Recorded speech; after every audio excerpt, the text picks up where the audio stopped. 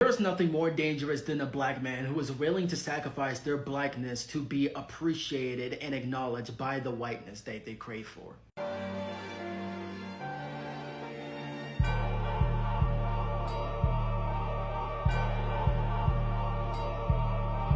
It's curious to me how some black people will go out of their way to eliminate their blackness just to be acknowledged by the perpetrator that they should not be fighting for their approval of. Understandably, if you are a black person who was raised, grow up, or even move into a predominantly white area, you probably had to learn code switching. You have to change the bass and the volume of your voice. You have to change the way you act, behave, and talk just so you can stay alive and just so you won't be labeled as a threat. In this case, it's different. This is a black man with a white woman, and he's changing the way who he is entirely, eliminating his blackness just so he can get the approval of a white male. Nothing, and I mean nothing at all, screams coon the way this black man is perpetrating himself to be. Of course, you are who you are no matter how you are raised, because a black person is still a black person, and a black person isn't solely supposed to act a certain way just to make them black. There are many different types, varieties, and ecosystems of what it means and how a black person is, because black person is not